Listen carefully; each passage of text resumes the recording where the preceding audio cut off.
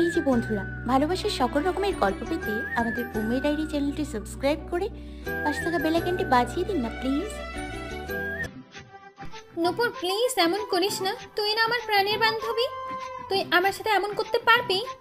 আমি চলে গেলে তোর কতটা একাকিত্ব মনে হবে, তাই না? নূপুর ল্যাপটপে সিনেমা দেখছিল।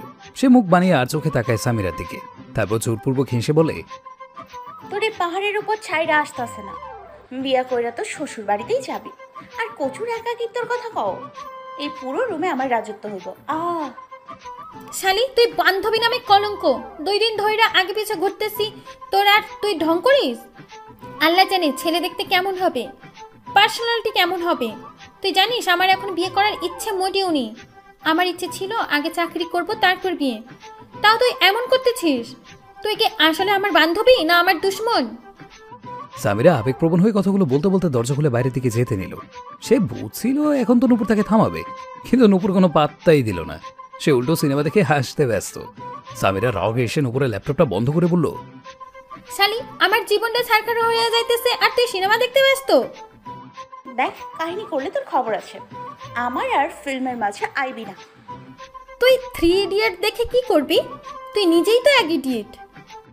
নূপুর তীক্ষ্ণ দৃষ্টিতে তাকায় সামিরার দিকে, তারপর বলে, ঠিক আছে, আমি তো বিয়ে ভাঙার প্ল্যানও করে ফেলেছিলাম, কিন্তু কি করার, আমি তো ইডিয়েট। আর ইডিয়েটদের প্ল্যান কি কাজে করে নাকি? সামিরার ব্যবহারে পরিবর্তন ঘটতে বিন্দুমাত্র সময় লাগে না। সাথে সাথেই সে নূপুরের কোলে ল্যাপটপ রেখে দাঁত কেলিয়ে হেসে বলে, জানু, প্রাণু, মনু প্লিজ বললো না কি প্ল্যান? আমি তো ইডিয়েট, তাই না? ইডিয়েটদের আবার প্ল্যান আবার কাজ করে নাকি? সামিরা দীর্ঘ শ্বাস ফেলে জিজ্ঞাসা করলো, কি ঘুষ লাগবে তোর? 3 দিন ধরে আমার সব কথা মানবি। ওই দিন যে ব্যাগ পছন্দ হয়েছে তা কিনে দিবি, এবং এই সপ্তাহে আমার হোমওয়ার্ক তুই করে দিবি, আর ম্যানেজমেন্ট অ্যাসাইনমেন্ট। আমার আত্মাটাও চাইয়ে নে। নূপুর হাই তুলে বলল, ওইটা আরেকদিন। সামিরার ভীষণ রাগ উঠল নূপুরের উপর, তবু সে ধৈর্য ধরে বলল, আচ্ছা আমি রাজি, এবার প্ল্যান তো বল। প্ল্যান হলো এমন যে তুই সেজে গুজে অফশোরি সেজে সেখানে যাবি, আর আমি সেখানে। সামিরা নূপুরকে থামিয়ে বলল, এই যে ম্যাডাম, বিয়ে ক্যান্সেল করতে যাচ্ছি, আজই বিয়ে করতে না। সেজে গুজে কেন যাব? কারণ ছেলে তোকে পছন্দ করবে, আর সেখানে দূরে বসে থাকবে তোর মামা, তোদের উপর নজর রাখতে। মামা কেন আসবে? এই গর্ধবের ঘরে গর্ধব। তুই বিয়েতে কাল থেকে নেচে যে কি বিয়ের জন্য মানা করছিস, তারা দেখতে যাবে যে তুই কোনো কাণ্ড করে বিয়ে না ক্যান্সেল করিস। আজকালকেই তোর মামার পরিকল্পনা শুনেছি আমি, আর তুই এখন একটাও কথা বলবি না। একটা কথা কইলে যাইয়া পাশের যে নর্দমা থাকবো সেই নর্দমায় চুবা মুতরে। সামিরা সাথে সাথে ঠোঁটের উপরে হাত রেখে নিল। নূপুর আবারও বলতে শুরু করলো, তোরা যেখানে বসে থাকবি সেখানে একটা মেয়ে আসবে তোদের কাছে। মেয়েটা জোরে জোরে কেঁদে বলবে যে ওই ছেলেটার সাথে তার বিয়ে আগেই হয়েছে, এবং ছেলেটা তাকে ধোঁকা দিচ্ছে, আর বিয়ে ভাঙার ব্যাপারটা তোর মামাই সামলে নেবে। এবার বল, কেমন লাগলো প্ল্যান? ছেলেটার সমস্যা হবে না? ওই পোলা জাহান নামে যাক, তোর কি? সামিরা উঠে আলমারির কাছে যেতে যেতে বলল, ওটাই, আমার তো শুধু আমার রিহান থেকেই মতলব আছে। নূপুর কথাটা সঠিক শুনতে না পেয়ে জিজ্ঞাসা করলো, কিছু বলেছিস? না, কিছু না। ক্যাফেতে সামিরা এবং নূপুর ঢোকে। নূপুর সামিরার কানের কাছে যে বলে, তুই পোলার কাছে যা, আমারে যখন মেসেজ দিবি তখনই খেলা শুরু। কিন্তু মেয়েটা কই? তোর এতে কি? নিজের কামে কামরাক, মায়ের কি শুকেছে সাজায় রাখবি? তোর থেকে সোজা প্রশ্নের উত্তর সোজা আশা করার নিজের মাথা দেওয়াল মারা একই। তুই যাবি না, আমি বাসায় ফেরত চলে যাব। সামিরা দোতলায় উঠল, যেখানে তার ছেলের সাথে দেখা করার কথা। সে দোতলায় উঠে গিয়ে দেখে শুধু একটি ছেলেই একা বসে আছে। ছবিটা যেদিন মা দেখিয়েছিল সেদিন সে ইচ্ছে করেই দেখেনি, এবং এরপর বিয়ের জন্য এতবার মানা করার পর ছেলে ছবি দেখতে চাইলে সে নিজেই লজ্জায় মরত। সামিরা যেয়ে ছেলেটির সামনে দাঁড়িয়ে জিজ্ঞাসা করে, এক্সকিউজ মি, আপনি কি আরাফাত হোসেন? ছেলেটা মোবাইল চালাচ্ছিল। সে উপরে তাকিয়ে বলে, জি, আমি আরাফাত হোসেন। কেন, কি প্রয়োজন? সামিরা চেয়ারে বসে বলল, আপনার সাথে আমার দেখা করার কথা ছিল, বিয়ের জন্য আর কি। হোয়াট এভার ম্যান, আমি এমনিতে এখানে শুধু টাইম পাসের জন্য এসেছি। কথাটা শুনেই সামিরা বলে খুশিতে লাফ দেয়। কিন্তু সে দেখতে পায় তার মামাও ঢুকে বসেছে এক টেবিলে। তাই সে নিজেকে সামলে নিল, মুখটা মলিন করে বলল, ও আচ্ছা। আমি কফির অর্ডার দিয়ে আসছি। নূপুরের ফোন এলো এরই মাঝে। সামিরা আগে থেকে আইপড কানে লাগিয়ে রেখেছিল। সে কল রিসিভ করে সে মৃদু স্বরে বলল, তুই ঠিক বলেছিলি, মামা এসেছে। দোস্ত, বলে সেই হ্যান্ডসাম, লম্বা ফর্সা হ্যান্ডসাম এবং একদম চকলেট বয় দোস্ত। আর বিলিভ করবি না, চোখ দুইটা সবুজ রঙের। আমি এমন চোখ আর একবারও দেখিনি। এর ওপর হোয়াইট শার্ট, ব্লু জিন্স এবং একটা কালো রঙের ঘড়ি পরে আসলো। এটুকুতেই যা লাগতেছে না, অন্য কোনো মেয়ে হলে এখানেই শেষ হয়ে যেত। নূপুর মেজাজ গরম করে বলল, ঘোড়ার ডিম কও, আমি তোরে একবারও জিগাইছি ছেলে দেখতে কেমন? ওই পোলার রূপ দিয়ে আমি কি ঘাস কাটবো, না চকলেট বয় হইলে ওরে গলাইয়া চকলেট কেক বানাবো? কামের কথা ক। খুশির খবর, ছেলের নিজের বিয়ে করার ইচ্ছে নেই, টাইম পাসের জন্য আসছে। আমার মনে হয় না নাটকের প্রয়োজন পড়বে। আদিকালের গাধি পোলারা নিজের ভাব দেখানোর জন্য এমনই বলে, পরে বাসায় যাইয়ে ঠিকই বিয়ের জন্য নাচবো। আচ্ছা, ছেলে আসছে। শোন, স্বাভাবিকভাবে কথা বল, আমি ফোনে আছি। ছেলেটা 2টা কফি অর্ডার দিয়ে এলো। তারপর নিজে থেকেই জিজ্ঞাসা করলো, সিগারেট খান? কথাটা শুনে তো আপনা আপনি সামিরার চোখ ছানা বড়া। সে দ্রুত মাথা নাড়িয়ে না করে। ছেলেটা আবার জিজ্ঞাসা করে, মধ্যমধ্য জীবনে অবশ্যই করেছেন। ছি, একদম না। ছেলেটা বিরক্তিকর দৃষ্টিতে সামিরার দিকে তাকিয়ে বলল, এই সমস্যা। মাকে বলেছিলাম আমার একদম সাদাসিধা মেয়ে পছন্দ না। এমন বেহেঞ্জি টাইপের মেয়েদের বোন বানানো যায়, বউ না। আর মডার্ন মেয়ে পছন্দ। নূপুর ফোনের ওপাশ থেকে বলল, মানে ভালো মাইয়া মানে মেহেঞ্জি? মদ সিগারেট যে খায় সে মডার্ন? এই গাধা কোন চিড়িয়াখানা থেকে পালাই আসছে, জলদি জিগা। সামিরা ফিক করে হেসে দিল। ছেলেটা হতভম্ব হয়ে জিজ্ঞাসা করে, আমি কি কোনো যোগ বলেছি? হাসছেন কেন? এই পোলা নিজেই তো একটা জোক, এই ছেলে কি আর রসিকতা করবে? নূপুর ফোনের ওপাশ থেকে বলল। সামিরা নিজের হাসি যথাসম্ভব নিয়ন্ত্রণ করার চেষ্টা করে বলল, একটা বান্ধবীর কথা মনে পড়ে গেছিল। নূপুর বসে সে ছেলেটা এবং সামিরার কথা শুনে মেজাজ গরম হচ্ছিল এবং কোল্ড কফি খেয়ে মাথা ঠান্ডা করছিল। তার কোল্ড কফি শেষ হতেই সে উঠে ওয়াশরুমের দিকে যেতে নেয়। রাস্তায় সে কাউকে দেখে মুখ বানিয়ে বলে, আজকের দিনটা এত খারাপ কেন? আজকে কি হাদারাম দিবস? এদিকে তোর ওই রাফাত আর অন্যদিকে এই দিহান। সামিরা এরপরে কথাটা শুনেই চকিতে দাঁড়িয়ে বলল, কি, ও এখানে? সামিরার সামনে বসা ছেলেটা অবাক হয়ে জিজ্ঞাসা করে, আপনি কি ঠিক আছেন? হঠাৎ কি হয় আপনার? নূপুর ফোনের ওপাশ থেকে বলল, এখানে এমন চিল্লাচিল্লির কি আছে? আমার কানটার পর্দা ফাটিয়ে দিলি তুই। আর তোর কি ওইখানে থাকলে তুই তোর বিয়ে ভাঙার দিকে মনোযোগ দে। আচ্ছা যাই হোক, আমি ফোন রাখতেছি। ফ্রিতে সিনেমা দেখার জন্য প্রস্তুতি নাও। বলেই নূপুর ফোন কেটে দিল। সামিরা বসে নিজেকে যেমন তেমন করে সামলিয়ে বলল, না, কিছু না। সামিরা বলল আরেক চিন্তায়, রিহান যদি তাকে এখানে অন্য ছেলের সাথে দেখে তখন? রিহান তার ভার্সিটির সিনিয়র। প্রায় 1 বছর ধরে রিহানের প্রতি এক প্রকার ভালো লাগা কাজ করে তার, কিন্তু তার সাথে ঠিকমতো কথা হয় না তার। প্রেমের প্রস্তাব দেওয়া সাহস করাটা তো দূরের কথা, কিন্তু আজ যদি রিহান ভুলেও জেনে যায় যে সে ছেলের সাথে দেখা করতে এসেছে, তাও বিয়ের জন্য, তাহলে সামিরা বোধহয় আর কখনোই তার সামনেও যেতে পারবে না।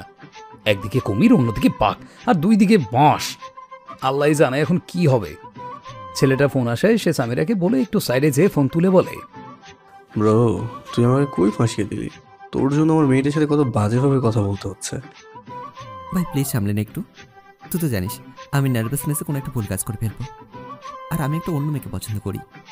আব্বাকে এত করে বলা সত্ত্বেও কিছুতেই বিয়ের জন্য মানা করতে রাজি না। তুই আমার ওই মেয়ের সাথে বাজে বিহেভ কর, যেন মেয়েটা নিজেই বিয়ের জন্য প্রত্যাখ্যান করে দেয়। রিহান ফোনের ওপাশ থেকে বলল। এদিকে আয়ান দীর্ঘ শ্বাস ফেলে বলে, জি মিস্টার আরাফাত হোসেন রিহান, আমি সে কাজেই ব্যস্ত। আচ্ছা, তুই তোর কাজ করতে থাক। আয়ান ফিরে এসে সামিরের সাথে কথা বলতে শুরু করলো। এমন সব কথা বলতে শুরু করে যেন সামিরা নিজেই বিয়েটা ভেঙে দেয়। কিন্তু সামিরার উত্তরগুলো সে নিরাশ।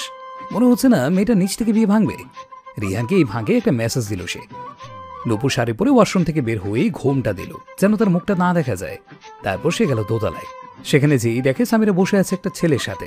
সে আশেপাশে চোখ বুলিয়ে সামিরার মামাকে পায়। মামা একটা বই মুখের সামনে নিয়ে আর চোখে তাকিয়ে আছে সামিরার দিকে। এখন তারই কিছু করতে হবে বিয়েটা ভাঙার জন্য।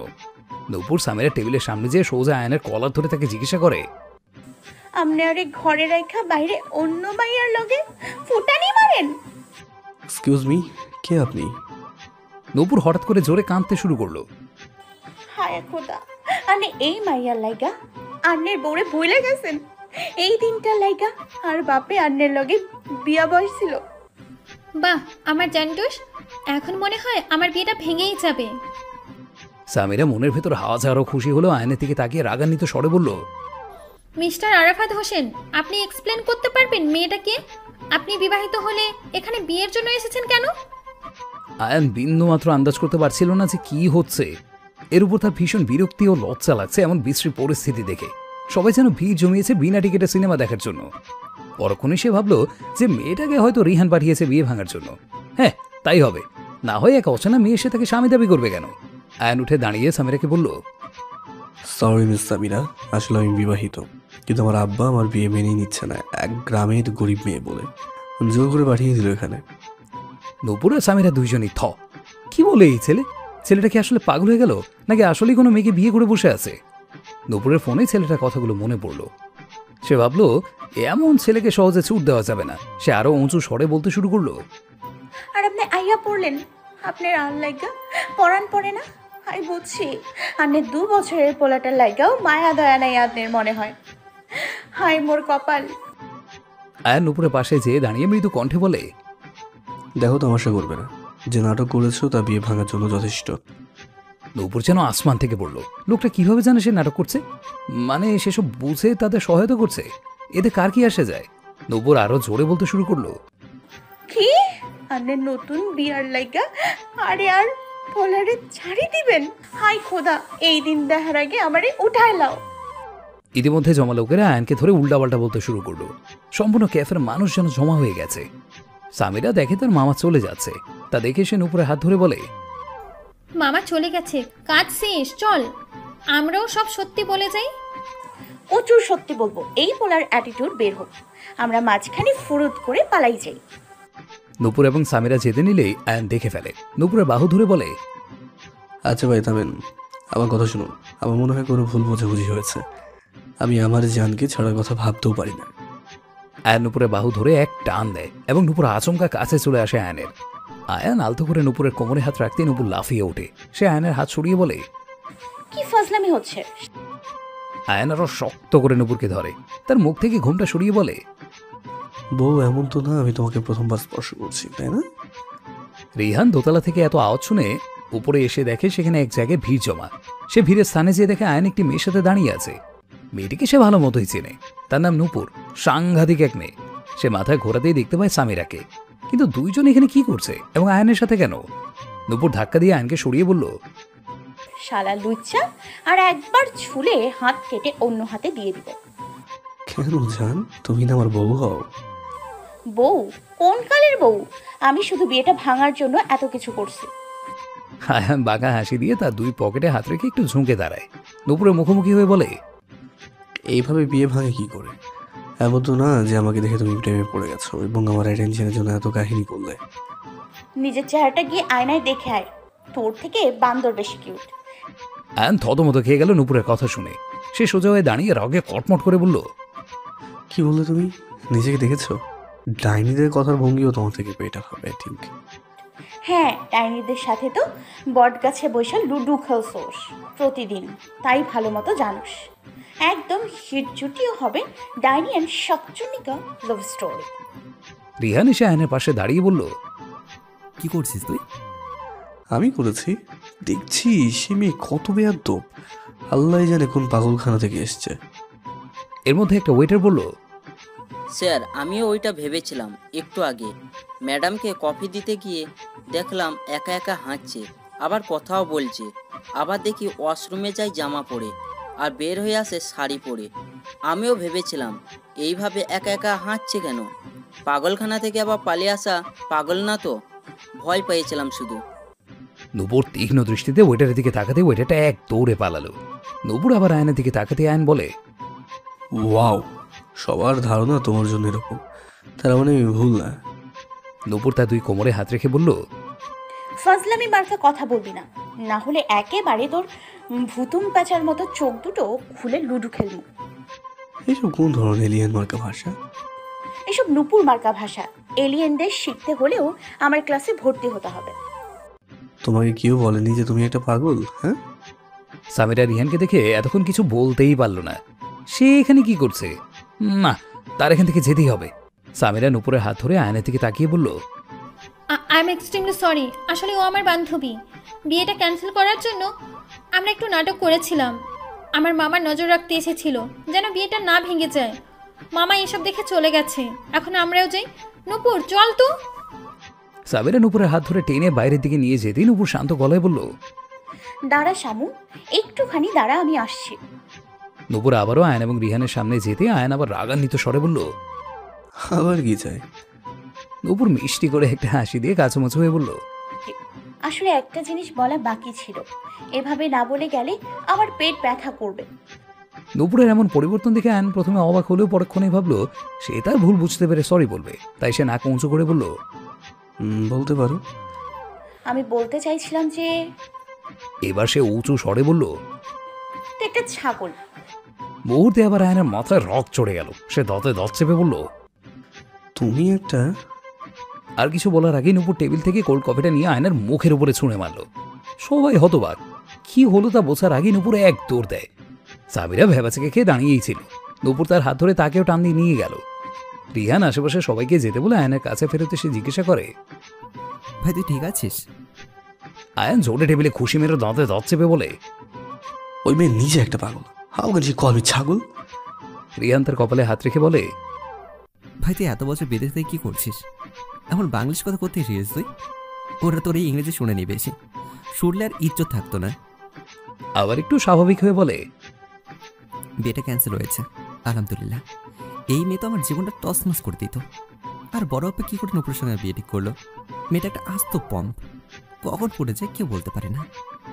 আয়ন টিস্যু নিয়ে নিজের মুখ মুছতে মুছতে বলল, ও পাগলকে বিয়ের জন্য পাঠায়নি। ওর ফ্রেন্ড আছে না, ওর সাথে তোর বিয়ের কথা চলছে। এটা অবশ্য ভালো। সামিরা? রিহানের কণ্ঠস্বর চিকন, এতে ভয়ানক বিস্ময়ও আছে বটে। আয়ন তাকে দেখে একটু অবাক হয়ে উত্তর দেয়, হ্যাঁ সামিরা। রিহান সেখানে এক মুহূর্তও থামে না, এক দৌড় দেয়। আয়ন হতবাক রিহানের এমন ব্যবহারে। সে রিহানের পেছনে যায়। রিহান থামে ক্যাফের সামনে। আশেপাশে তাকিয়ে দেখে কোথাও নুপুর বা সামিরা কেউ নেই। আয়ন রিহানকে দেখে তার কাছে যেয়ে জিজ্ঞাসা করে, তোর কি হলো হঠাৎ করে, আর কাকে খুঁজছিস? আমি ওকে গত 8 মাস ধরে খুব পছন্দ করি। এত মাস ধরে একটা সুযোগ খুঁজছিলাম ওর কাছে যাওয়ার, আর আজ এই বিয়েটা ক্যান্সেল করে নিজের পায়ে কুড়ুল মারলাম। আয়ন চোখ দুটো বড় বড় করে জিজ্ঞাসা করে, কোন মেয়ে? প্লিজ বল। ওই পাগলটা না? আরে না, ওর থেকে পারলে 10 হাত মাঠে দূরে থাকি। ওর জন্যই তো আজ পর্যন্ত সামিরের সাথে ভালোভাবে কথা বলতে পারিনি। ওই মেয়েটা ভালো আছে, অ্যাটলিস্ট স্বাভাবিক আছে। ওকে আমার ভাবি করতে সমস্যা নেই। রিহান রাগান্বিত দৃষ্টিতে আয়নের দিকে তাকিয়ে বলল, 1, সামিরা বিয়ে ভাঙার জন্য নূপুরকে পাঠিয়েছে, অর্থাৎ ও বিয়ে করতে চায় না। 2, তুই ওর কাছে আরাফাত হোসেন রিয়ান সেজে গেছিস, আমি না। 3, সামিরা বলল ওর মামার সামনে এত কাহিনী হয়েছে, সামিরের পরিবার ভুলেও ওকে এই পরিবারে বিয়ে দেবে না। 4, সব ঝামেলার সমাধান হলেও নূপুর নামক ঝামেলার সমাধান নেই। সামিরের সম্পূর্ণ পরিবার মানলেও নূপুর যদি রাজি না হয় তাহলে এই বিয়ে অসম্ভব। আর তুই ওর সঙ্গে যে কাণ্ড করলি, যে 5% চান্স ছিল, আমার তাও গেছে। ওই মেয়ে সামিরার বোন নাকি? আরে না, বেস্ট ফ্রেন্ড। বাট সামিরের পরিবার ওকে অনেক আদর করে এবং তাদের সাথেই ও থাকে। বলিস কি? ওই পাগল মেয়েটাকে সামলে কিভাবে? এসব বলে আর লাভ নেই, সব শেষ হয়ে গেছে। তোর কি দরকার ছিল হ্যাঁ ওই মেয়ের সাথে এরকম করে ঝগড়া করার? আয়ন বিস্মিত কণ্ঠে বলল, তুই আমাকে বলছিস ওই মেয়ে কি কাহিনী করলো তা দেখলি না? ওই মেয়ের উদ্দেশ্য ছিল আমাকে সবার সামনে ধোঁকাবাজ প্রমাণ করার। তো তুই কি বাংলাদেশে থাকবি নাকি? প্রমাণ হলেই বা তোর কি হতো? দেখ ভাই, ওর নাটকে তোর বিয়ে এমনিও ভাঙতোই ভাঙতো। ঝগড়ার কারণে তুই অ্যাটলিস্ট জানতে তো পারছিস যে মেয়েটা সাবিরা। আর তোকে মনে করার জন্য বলে দিচ্ছি, তুই আমার অনুরোধ করেছিলি যেন তোর জায়গায় এসে বিয়েটা ভাঙতে সাহায্য করি। অর্থাৎ আর যা হয়েছে সব দোষ তোর, আর এই শেষ তোর সাহায্য করা। আমি গেলাম। বলে আয়ন রিহানের পকেট থেকে বাইকের চাবি নিয়ে বাইকে থেকে রওনা দিল। বাইকে উঠে তার স্টার্ট দিতে রিহান তার পেছনে বসে বলে, সরি ভাই, মানলাম সব ভুল আমার, রাগের মাথা উল্টোপাল্টা বলে ফেলেছি। ভাই প্লিজ সব ঠিক করতে সাহায্য কর, যা করার কর, শুধু বিয়েটা আবার ফিক্স করে দে প্লিজ। মেজাজ এমনিতেই গরম, এমন এসব কথা বললে তোকে এখানে ছেড়েই চলে যাব। কোল্ড কফি খাবি? একটা এনে দিই। আয়ান অগ্নি দৃষ্টিতে তাকায় রিহানের দিকে, বলে, কোল্ড কফিতে গোসল করে দিস ওই মেয়ে, তোর ভাল লাগে না? রিহান জোরপূর্বক হেসে বলল। ঠান্ডা কোক তাহলে। এবার আয়ান আসলে রিহানকে নিচে নামিয়ে বাইক নিয়ে চলে গেল। সকাল সকাল উঠেই সামির এক খুশির খবর শুনতে পায়, তার বিয়েটা খারিজ হয়ে গেছে। কথাটা শুনতেই যেন তার নিঃশ্বাসে নিঃশ্বাস আসে। তার মনে হয় চারিদিকে শুধু শান্তি আর শান্তি, কিন্তু পরের মুহূর্তে বুকের কোনো এক কোণে খুঁত রয়েই গেছে। রিহান আরাফাতের সাথে কি করছিল? রিহান কি চেনে আরাফাতকে? দুজনে কি বন্ধু? আরাফাত যদি রিহানকে গতকালকের কথাগুলো বলে দেয়, তাহলে কি রিহান তার সাথে আর কখনো কথা বলবে? আবার আরেক জ্বালা, নূপুরকেও বলা যাবে না এই ব্যাপার নিয়ে। গতকাল থেকেই তার মেজাজ সাংঘাতিক গরম।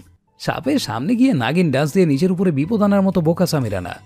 তাই তার মনে হলো আপাতত এই কথা নূপুরের কাছ থেকে লুকানোটাই বুদ্ধিমানের কাজ। আয়নার সামনে দাঁড়িয়ে ভার্সিটির জন্য তৈরি হচ্ছিল এবং এইসব চিন্তা করছিল।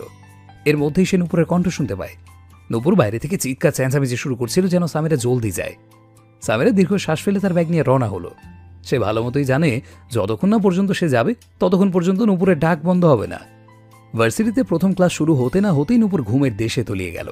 নীলাদ্রি সামিরা বাহুতে খোঁচা মেরে বলল, ক্লাস শুরু হলো 5 মিনিটও হয়নি, এই মেয়ে এত তাড়াতাড়ি ঘুমায় কিভাবে? মেয়েটা একদিন নিজেও মরবে, আমাদেরও মারবে। ক্লাসের শেষ বেঞ্চে বসেছিল নীলাদ্রি, নূপুর আর সামিরা, এবং সামনের বেঞ্চেই বসা রুশ এবং নিলয়। 5 জনই অনেক ঘনিষ্ঠ বন্ধু। ভার্সিটির প্রথম দিনই তাদের বন্ধুত্ব হয়। যদিও তারা কখনো একে অপরের দিকে বন্ধুত্বের হাত বাড়িয়ে দেয়নি, তবু হঠাৎ করেই একে অপরের জীবনের অনেক গুরুত্বপূর্ণ অংশ হয়ে গেছে। নিলয় পিছনে ফিরে একটু ঝুঁকে জিজ্ঞাসা করল, শামু, বলতো এই নুপুরের বাচ্চা সারা রাত কী করে যে প্রতিটা দিন ক্লাসে এসে ঘুমিয়ে পড়ে? সারা রাত ধরে হয়তো কার্টুন দেখে নয়তো ড্রামা দেখে। এই মেয়ের জন্য আমিও ঘুমাতে পারি না শান্তি মতো। একটু পরপর এত জোরে জোরে হাসবে যে ঘুমের মধ্যে মনে হয় ভূমিকম্প আসছে। কথাটা শুনে নীলাদ্রি এবং নিলয় হেসে দিল, আর স্যারের চোখে পড়ল তারা সবাই। স্যার উঁচু স্বরে বললেন, এই এই লাস্ট বেঞ্চে যে তোমরা কি কথা বলছো? হ্যাঁ? 3 জনে স্যারের কণ্ঠ শুনে সতর্ক হয়ে গেল, সাথে সাথে বইয়ের দিকে ধ্যান দিল। স্যার তার ভ্রু কোঁচকে চশমাটা ঠিক করে ভালো মতো পেছনে দেখার চেষ্টা করলেন, তারপর এগিয়ে এলেন তাদের দিকে। সামিরা স্যারকে আসতে দেখে নূপুরকে ওঠানোর চেষ্টা করল। নূপুরের তো ওঠার নামই নেই। সে এক মুহূর্তের জন্য ঘুম থেকে উঠে আবার নড়ে চড়ে ঘুমিয়ে পড়ে। আজিজুল স্যার এসে সামিরাদের বেঞ্চের সামনে দাঁড়ালেন।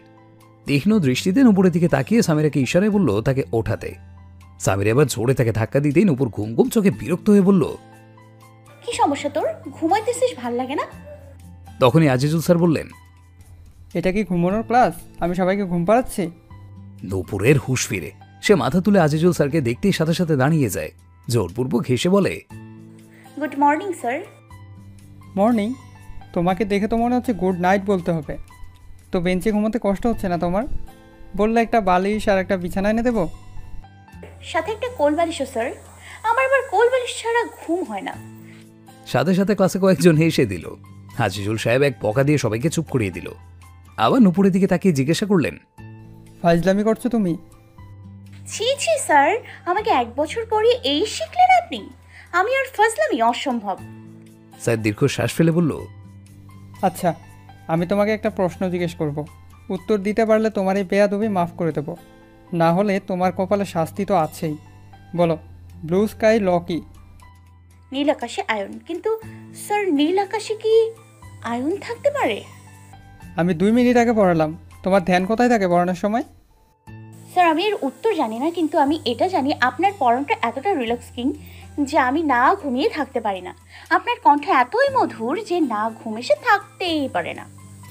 রিহান, আয়ান এবং কয়েকজনকে নিয়ে রুম নাম্বার 302 অর্থাৎ নূপুরদের রুমেই আসছিল। দরজার কাছ থেকেই তারা শুনতে পায় নূপুরের উত্তর। উত্তর শুনে আয়ান রিহানের দিকে ঝুঁকে বলল, এই মেয়ের মাথায় স্ক্রু আসলে নেই, আর আমি তোকে বলছি। কিন্তু সাহস ঠিকই আছে। আমরা আজিজুল স্যারের সঙ্গে কথা বলে সাহস পেতাম না, আর ও স্যারকে উল্টো জবাব দিতে ভয় করেনি। কোনো বাহারটা না, এই মেয়ে পাগল, আর কিচ্ছু না। রিহান হেসে দরজায় টোকা দিল অনুমতি নেওয়ার জন্য।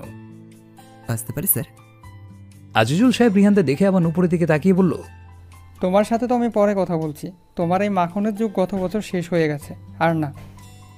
আজিজুল সাহেব তার টেবিলের দিকে এগিয়ে যায়।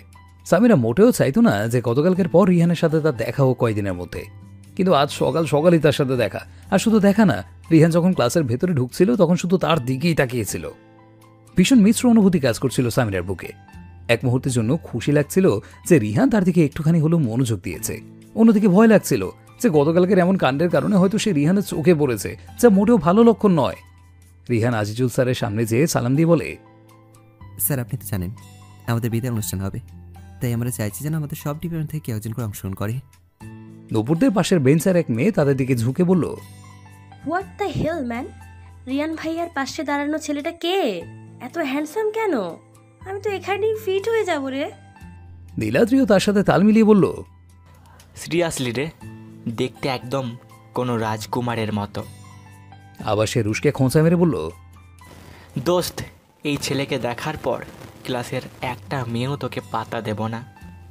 রুশ পেছনে ফিরে তীক্ষ্ণ দৃষ্টিতে তাকায় নীলাদ্রির দিকে, আবার নূপুরের দিকে তাকিয়ে জিজ্ঞাসা করে, বলিস না তুই এই ছেলের উপর ফিদা হয়ে গেছিস?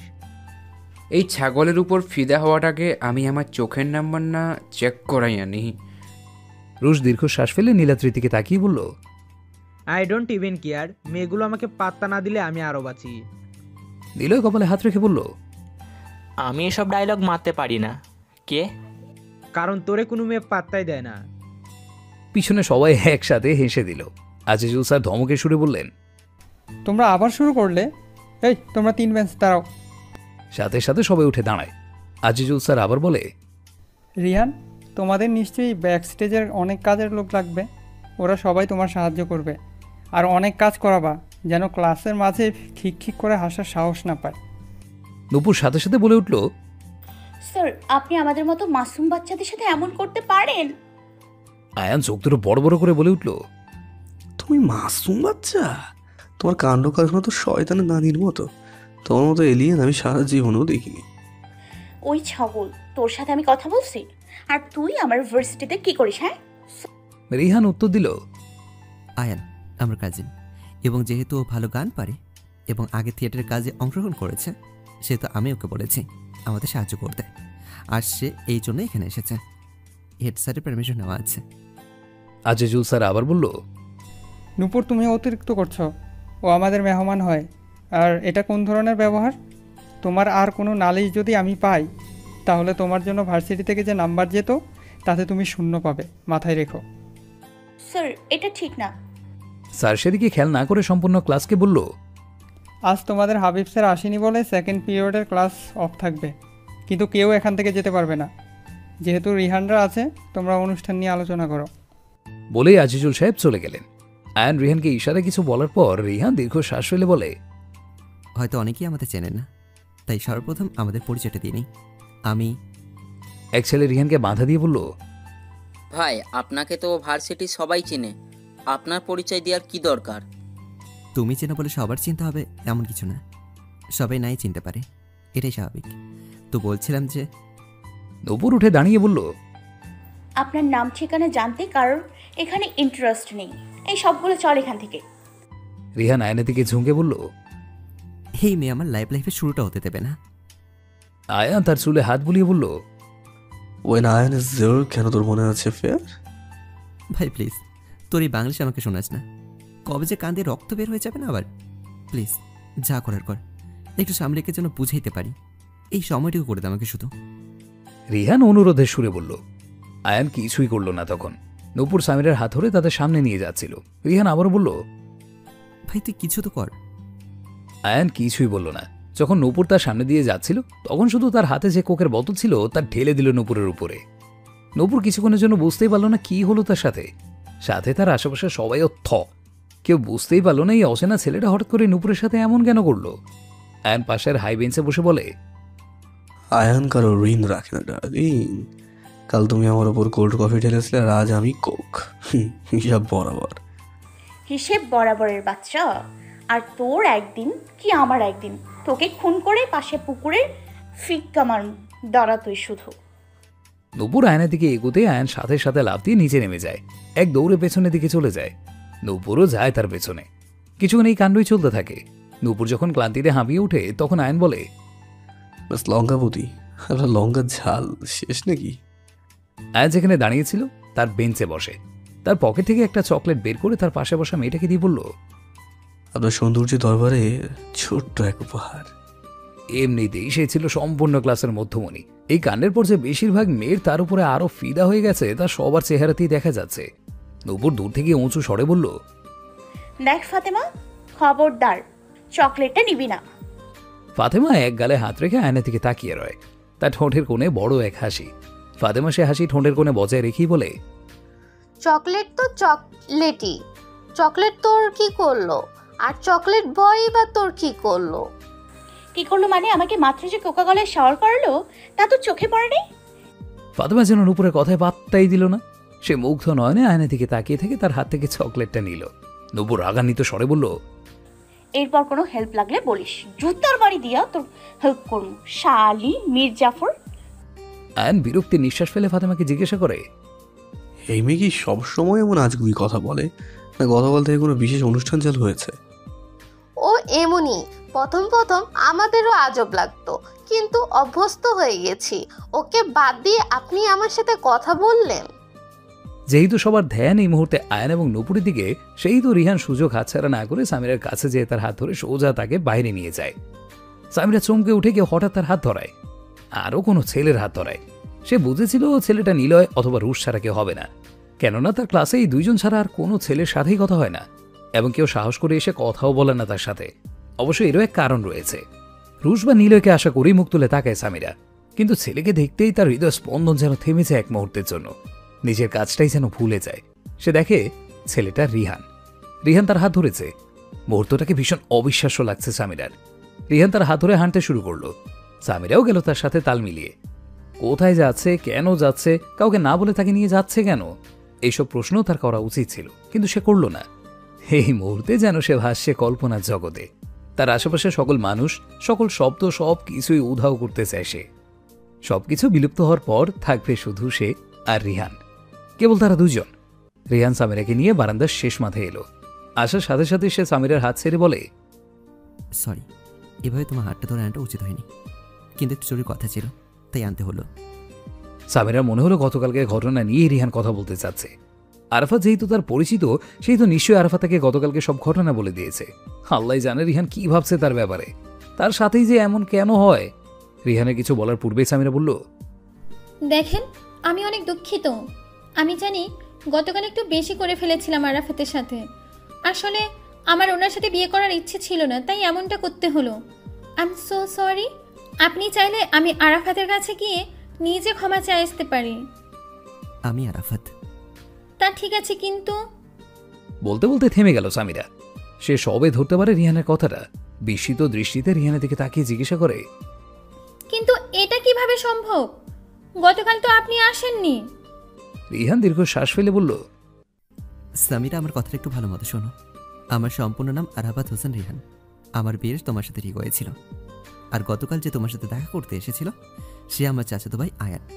ও বিয়েটা ভাঙার জন্যই তোমাদের সঙ্গে দেখা করতে গিয়েছিল। কথাটা শুনতেই সামিরার মুখটা মুহূর্তেই মলিন হয়ে যায়। তার ভেতরটা বিষণ্ণতায় ভরে গেল।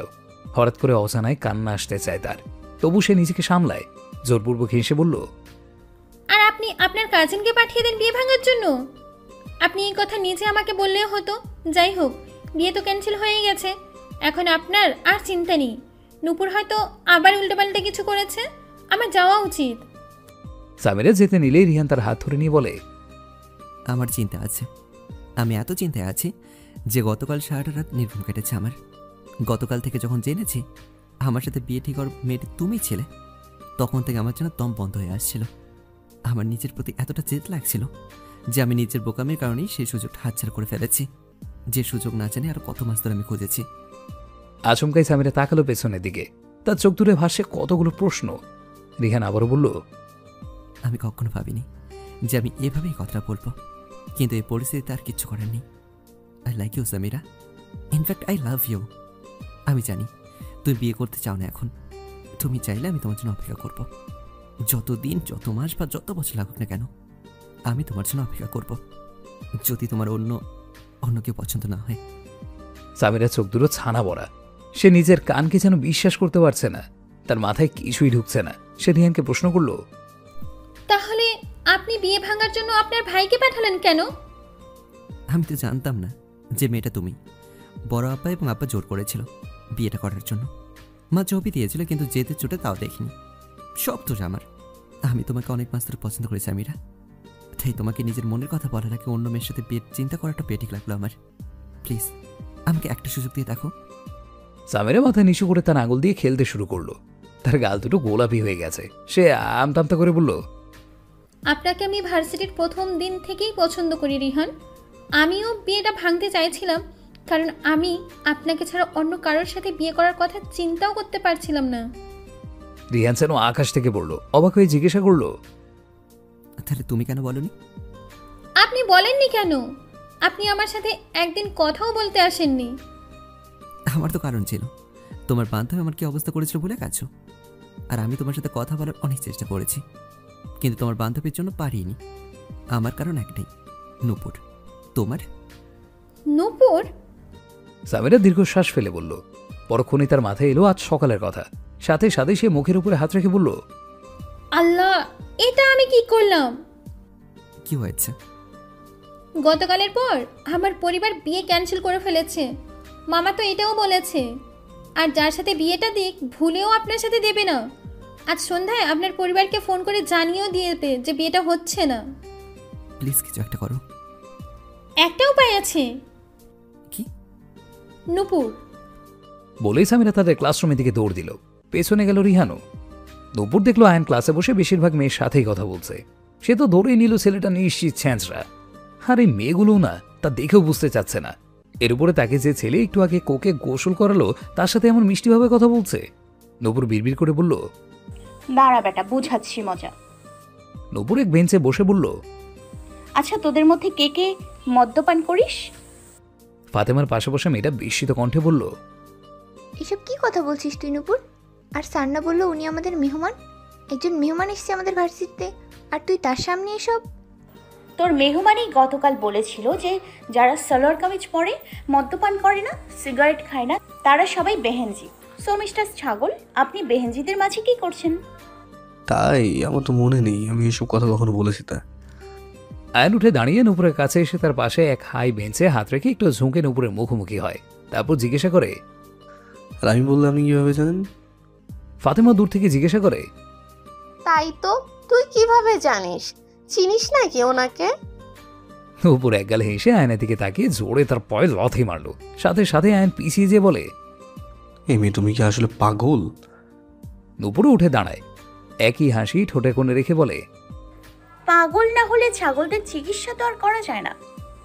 বলেই ভেঙচি কেটে নূপুর যেতে নিলে আয়ন এক পা নূপুরের পায়ের সামনে রাখলো। নূপুর না দেখে হাঁটার কারণে পরিচিতি নিলে আয়ন তার কোমর জড়িয়ে ধরে নেয়। নূপুর বিস্মিত দৃষ্টিতে তাকায় আয়নের দিকে। চোখে চোখ পড়ে, হয় প্রথম দৃষ্টি মিলন। নূপুর তীক্ষ্ণ দৃষ্টিতে আয়নের দিকে চোখ রেখে বলল, আমাকে ছোঁয়ার সাহস কিভাবে হলো তোর? আয়ন ভ্রু নাচিয়ে, এটা ধন্যবাদ দেওয়ার কোনো স্টাইল? তোরে ধন্যবাদ দিব আমার জুতা। তুই যে ইচ্ছে করে আমাকে ফাঁসাইছস আমি তা বুঝি না। আয়ন সাথে সাথে ছেড়ে দিল নূপুরকে। নূপুর মেঝেতে পড়ে যেতেই কোমরে হাত রেখে বলল, আমার কোমর ভেঙে গেল রে। বাসে আয়নের দিকে তাকিয়ে বলে, ওই ছাগল, কি করলি তুই? তুমিই তো বললে আমার ছোঁয়াতে তোমার সমস্যা আছে। তাই বলে এভাবে পালিয়ে দিবি? আয়ন যেমন মানুষদের সাথে তেমনভাবে কথা বলায় বিশ্বাসী। না, excuse me, Ayan is not interested in talking you পাগল ছাগল। বলেই সে নূপুরকে পাশ কাটিয়ে চলে গেল। নূপুর উঁচু স্বরে বলল, শালা, তুই ছাগল, তুই ভিতর ডিম, তুই বান্দরের মামা। নূপুর সামনে থেকে ফাতেমার কথা শুনল। হয় এত কিউট কেন? আমি তো ফিদা। এটাই তোর দুলাভাই হবে। নূপুর সে একই স্থানে বসে পাশে বেঞ্চে রাখা এক ব্যাগ নিয়ে ফাতেমা থেকে ছুঁড়ে মেরে বলল, আমি কিছু বললে আমি নমুনা। আর এই বলা এমন অন্য গ্রহের ইংলিশে মাইরা গেল, সে কিউট। খালি ব্যাগটা ফাতেমার মুখে এসে পড়ল। সে ব্যাগটা হাতে নিয়ে বলল, এত কিউট বলে গেল, কি করব? কিউট ভাবে বাংলা আর ইংলিশ দুইটার বাংলাৎকার কইরা গেছে বেটায়। এইটা তোর কিউট লাগে? তোরে পাগলের ডাক্তার দেখাইতে হইব। সামিরা রুমে ঢুকে দেখে নূপুর মেঝেতে বসে আছে। সামিরা দৌড়ে যেয়ে নূপুরকে হাত ধরে উঠিয়ে জিজ্ঞাসা করে, তুই নিচে বসেছিলি কেন? আমার শখ জাগছে এখানে আমি আজকে থেকে বসবাস করব। মানে এইসব প্রশ্ন কোথা থেকে পাস তুই? ওই আরাফাত বা আয়ানের বাচ্চা আছে না, ওই ফালাইছে আমারে। আমি পারলে তো পুরো ওকে ছুঁইরা মারবো। সামিরা একটু কেশে বলল, নুপু, তোর সাথে আমার একটু কথা ছিল। তোর কথার গুল্লি মারি, বাসায় চল। আমার কেমন জানি লাগতেছে এই অবস্থায়। নূপুর সামিরাকে নিয়ে চলে গেল। ভাবিকে কল দিই। আয়ন এবং রিহান দাঁড়ানো সামিরার বাসার সামনের গলিতে। রিহান আয়নের কথা শুনে বলে, তুই কি সিরিয়াস? সমস্যা হবে না? তোর বিয়ে কি করার ইচ্ছা আছে নাকি সেটা আগে বলতো। রিহান সামিরাকে কল দিয়ে তাকে বাহিরে ডাকলো। সামিরা আসলো কিছু সময় পর। সামিরা লুকিয়ে এসে আয়ন এবং রিহানকে দেখে বলল, আপনারা এখানে কেন? কেউ দেখে ফেললে ভারী সমস্যা হবে তো। আমিও তাই বলছিলাম, আমার কথাই শোনে ছেলেটা। আয়ন কারো কথার বার্তা না দিয়ে সামিরাকে জিজ্ঞাসা করলো, ভাবি নুপুরের রুম কোনটা সেটা বলেন। ভাবি শব্দটা শুনতেই সামিরা একটু লজ্জা পেল। লজ্জায় মাথা নত করে নিল। আয়ন আবারও বলল, ভাবি লজ্জা আপনার বিয়ে ঠিক হলে পেন, আগে বলেন লঙ্কাবতীর রুম কোনটা। লঙ্কাবতী কে? আর এই জিনিসটা কি? যে মেয়েরা মায়াবী তাদের যেমন মায়াবতী বলে, তেমনি যে মেয়েদের দেহের শিরায় শিরায় রাগ ভরা তাদের বলে লঙ্কাবতী। লঙ্কার মতো ঝাল তাদের কথা। আর আপনার বান্ধবী পিওর লঙ্কাবতী।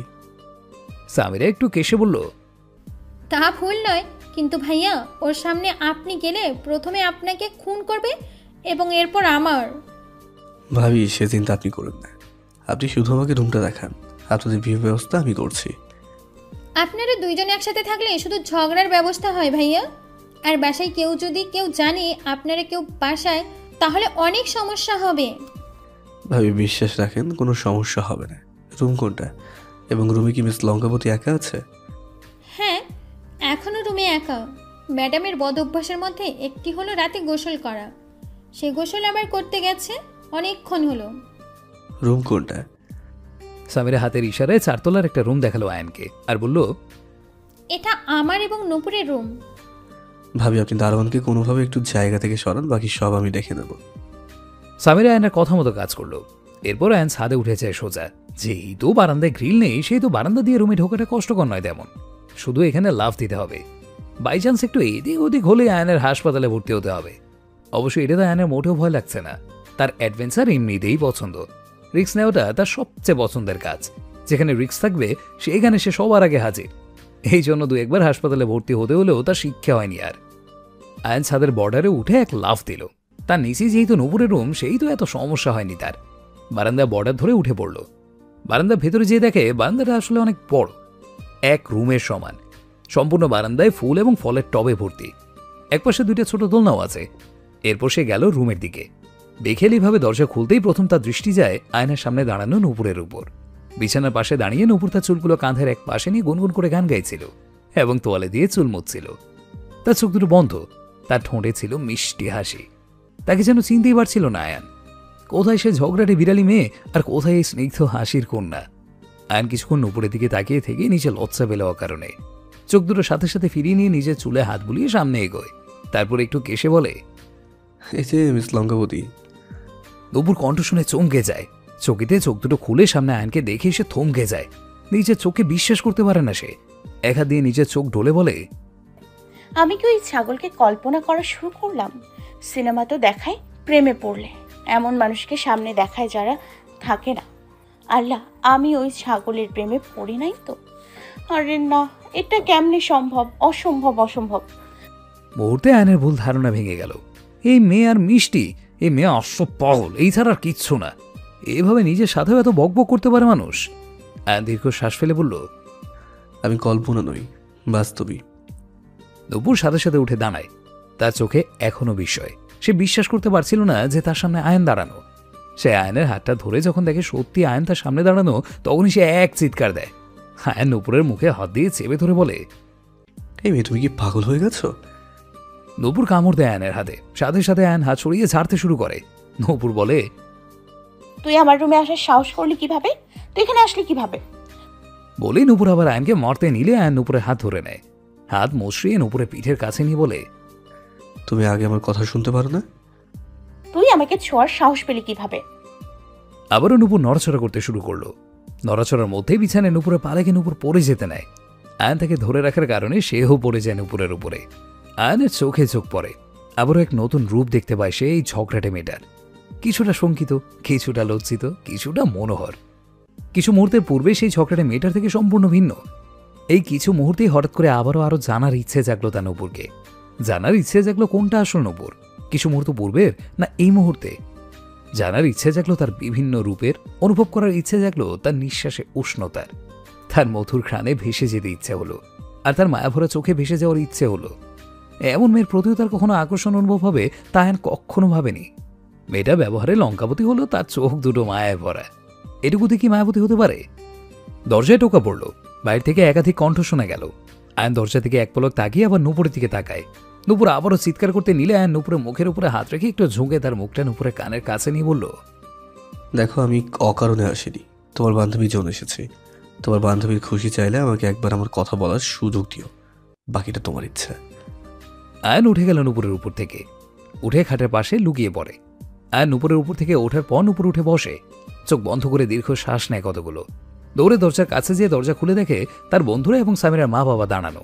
সামিরার বাবা ভীতিকর কণ্ঠে জিজ্ঞাসা করলো, নূপুর মা, তুমি ঠিক আছো? চিৎকার করলে কেন? নূপুর একবার আন চোখে তাকায় বিছানার দিকে। রুশ চোখ দুটো বড় বড় করে বলল, যার থেকে সবাই ভয় পায়, আর সে ভয় পায় তেলাপোকা থেকে। নূপুর চোখ রাঙিয়ে তাকায় রুশের দিকে, সাথে সাথেই রুশ চুপ হয়ে যায়। সামিরার মা বললেন, আচ্ছা তোরা থাক তাহলে, সামিরার মামাকে খাবার দিয়ে আসি আমি।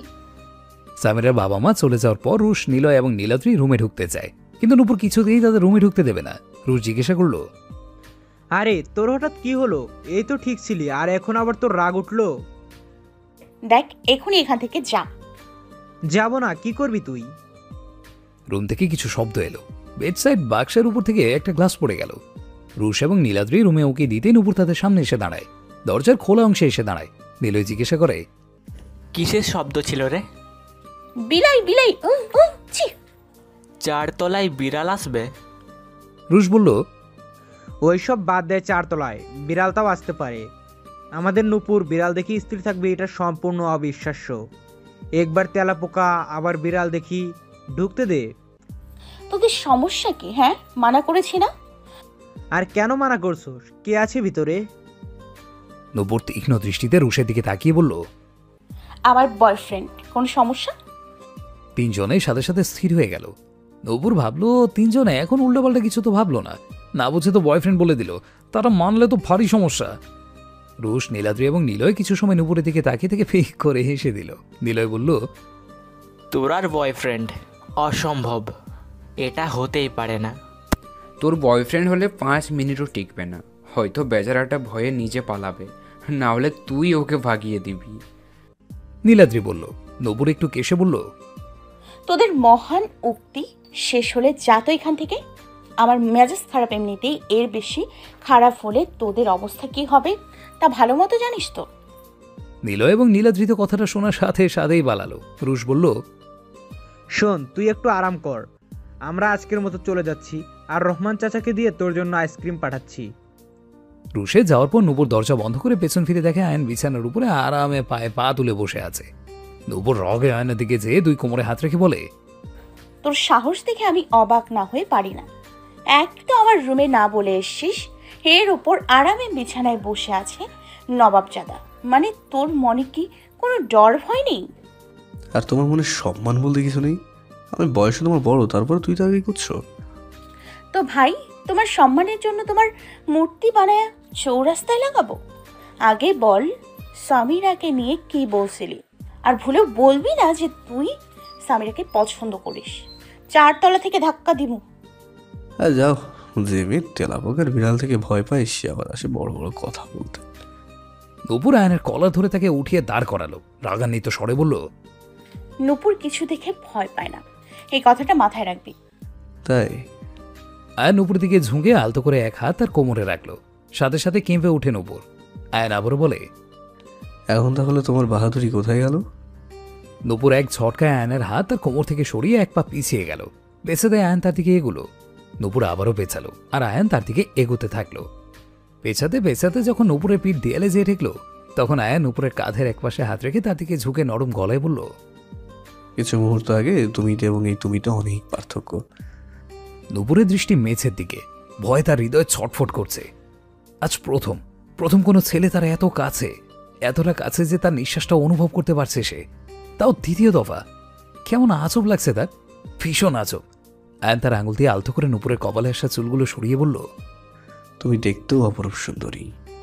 নুপুর এবার চোখ তুলে তাকায়, চোখে চোখ পড়ে, সাথে সাথে আয়ন পিছিয়ে যে বলে, কিন্তু তুমি আমার টাইপের না, অ্যাকচুয়ালি কারো টাইপেরই না। তাই তো তোমার বন্ধুরাও বিশ্বাস করেনি যে তোমার বয়ফ্রেন্ড আছে। নুপুর দীর্ঘ নিঃশ্বাস ফেলে বলল, আমার পরিচিত কয়েকটা আঙ্কেল আন্টি আছে যারা না চাওয়া তাদের বিশেষ উপদেশ দেয়। তুই চাইলে তাদের সাথে সমিতি করে নিজের বিশেষ না চাওয়া উপদেশ দিস। আগে বল, সামিরার কি কথা ছিল? সামিরা এই বিয়েটা করতে চাই। তোর সাথে অসম্ভব। তোর মতো অসভ্যের সঙ্গে আমি বিয়ে দেওয়ার কথা ভাবতেও পারি না। যখন তখন যে কোনো মেয়ের কোমরে যে ছেলে হাত দিতে পারে তার সাথে আমি আমার সামিরার বিয়ে দিব? অসম্ভব। আরে লঙ্কাবতী, সম্পূর্ণ কথা না শুনে লাফাও কেন? আমি আমার না রিহানের কথা বলেছি। তুমি সবটা রিহান এবং সামিরার কাছেই শুনে নিও। ওরা নিচেই আছে, আমিও যাই। আয়ন বারান্দা দিকে যেতে নিলেই নুপুর তাকে ধরে জিজ্ঞাসা করলো, কোথায় যান? নিচে। কিভাবে? তোমাদের বারান্দা দিয়ে, ওখান থেকে এসেছি। বান্দর বলেছি বলে বান্দরের মতো লাফাইতে হবে? সোজা দরজা দিয়ে যাও, দরজা দিয়ে আসা যায় না? হ্যাঁ, এখান থেকে পড়ে হাত পা ভাঙার এত ইচ্ছা কেন? আমি বাইরে দেখে আসি কেউ আছে কিনা, না থাকলে আমার দরজা দিয়ে যেতে পারবো। নুপুর বাইরে যেয়ে দেখে কেউ নেই, সবাই ড্রয়িং রুমে। সে প্রথমে সামিরার মাকে বলল একটু নিচে যাচ্ছে, তারপর আয়নকে নিয়ে লুকিয়ে দরজা দিয়েই বের হলো। নিচে রহমান চাচা না থাকে বিশেষ সমস্যা হয়নি। সেখান থেকে বের হয়ে তারা গেল গলির শেষ মাথায়, যেখানে রিহান এবং সামিরা দাঁড়িয়েছিল। নুপুর যেতেই দুই হাত কোমরে দিয়ে রাগান্বিত দৃষ্টিতে তাকিয়ে রইল সামিরার দিকে।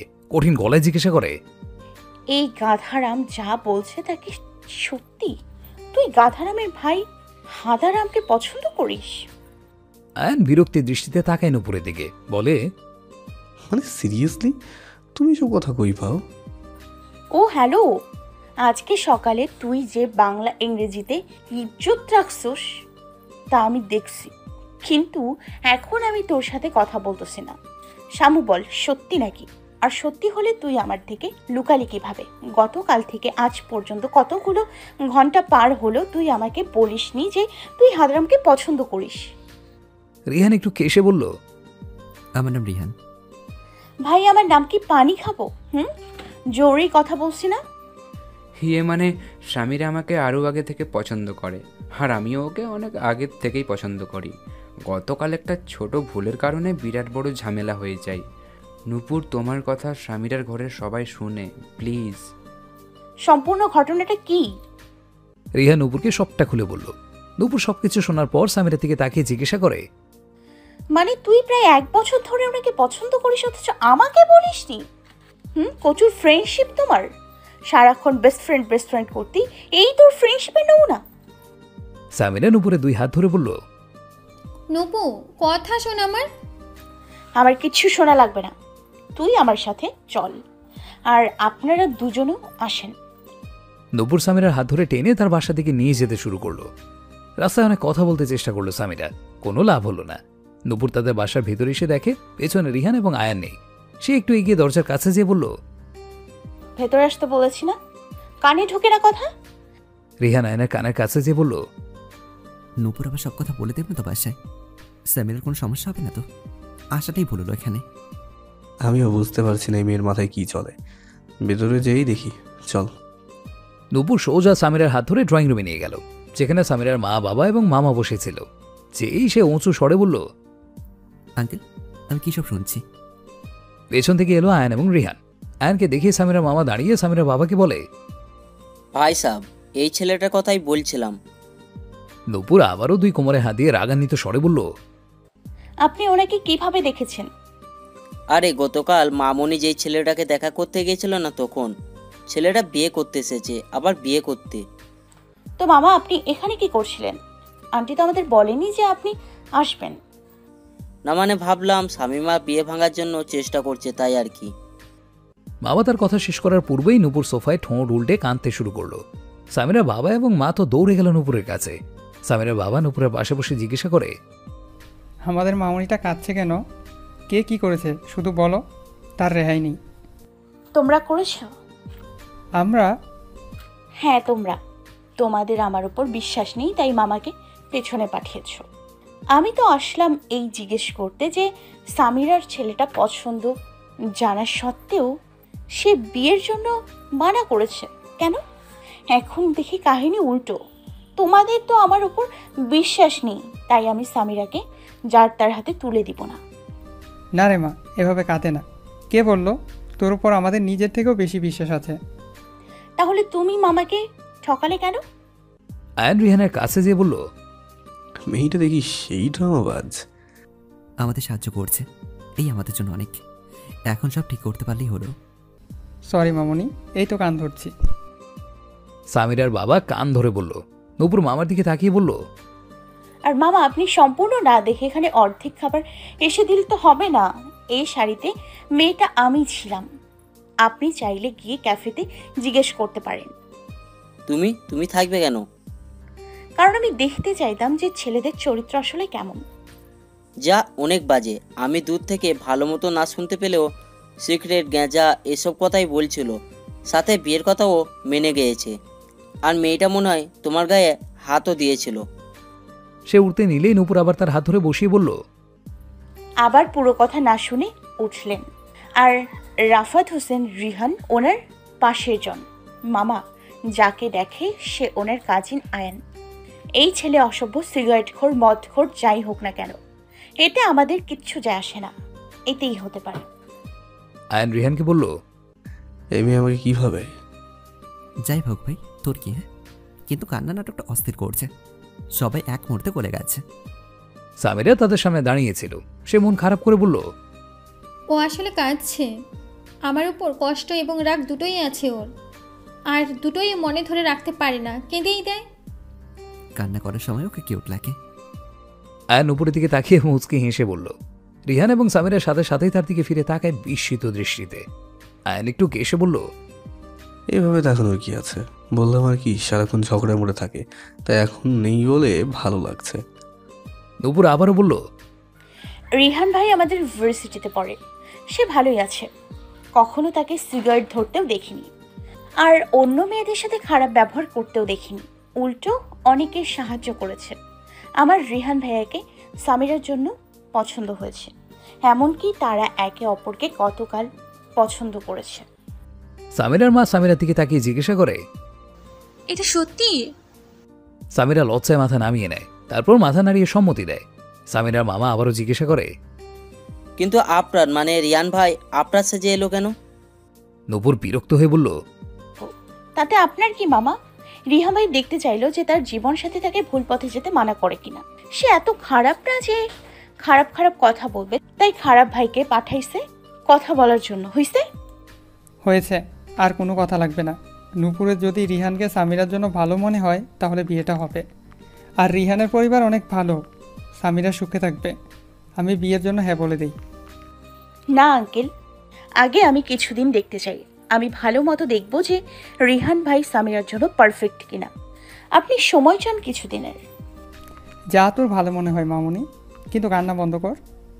সামিরার বাবা উঠে রিহানের এবং আয়নের সামনে দাঁড়িয়ে বলল, আই এম এক্সট্রিমলি সরি তোমাদের ভুল বোঝার জন্য। রিহান বলল, আরে না আঙ্কেল, সমস্যা নেই। নূপুর বলল, আমি তাদের সব বিষয় ক্লিয়ার করার জন্য ডেকেছিলাম, কিন্তু এখন দেখি ভুল করলাম। ঘরে মেহমান এসছে আর তোমরা মেহমানদারি করতেই ভুলে গেলে। আরও হবু জামাই হতে পারে তোমাদের। আরে হ্যাঁ, সামিরার মা রাতের খাবারের ব্যবস্থা করো। না আঙ্কেল, এসবের প্রয়োজন নেই। অন্যদিকে সামিরা যেয়ে নূপুরের সামনে হাঁটু গেড়ে বসলো। দুই হাত দিয়ে কান ধরে নৈশব্দে সরি বলল। লাভ হলো না। নূপুর একই রাগ নিয়ে উঠে নিজের রুমের দিকে গেল। রুমের দরজাটা শব্দ করে বন্ধ করলো।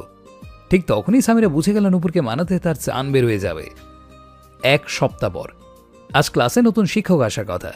খবর এসেছে সবাই নতুন শিক্ষককে দেখার জন্য উৎসুক। অন্য ক্লাস থেকে খবর এসেছে শিক্ষকটা ইয়াং এবং হ্যান্ডসাম। বিশেষ পরীক্ষা দেওয়ার পাশাপাশি আপাতত চাকরিটা করবে। সে থেকেই ক্লাসের প্রায় সকল মেয়ে অনেক উৎসুক, অবশ্য নূপুরকে ছাড়া। সে আরামে ঘুমুচ্ছে শুধু। সামিরার কণ্ঠে তার ঘুম কাঁচা হলো। সামিরের সাথে গত এক সপ্তাহ ধরে কথা বলছে না সে, তাই আজও তার কথায় বিশেষ পাত্তা দিল না। সে অনেক শব্দ পাচ্ছিল, কিন্তু তার আরামের ঘুম নষ্ট করার ইচ্ছেটা তার মোটেও ছিল না। কিন্তু এক নাম শুনে সে, আমার নাম রিয়াজুর, আরফি, আমি আপনাদের নতুন অ্যাকাউন্টিং টিচার। চকিতে নূপুর মুখ তুলে তাকায় সামনে, তার চোখ দুটো বড় বড় হয়ে যায়। সামিরা জিজ্ঞাসা করে, তুই ঠিক আছিস নুপু? নূপুর নড়াচড়া করে না, সে যেন স্থির হয়ে গেছে। নীলাদ্রি সামিরাকে জিজ্ঞাসা করে, নূপুরের হঠাৎ কি হলো? তোকে একবার বলেছিলাম না নুপুর একটা ছেলেকে পছন্দ করতো, কিন্তু ছেলেটা অন্য মেয়ের সাথে রিলেশনে যায়, সে থেকেও গ্রাম ছেড়ে আমাদের সাথে থাকছে। এই সেই ছেলে, আরফি, রিয়াজুর আরফি।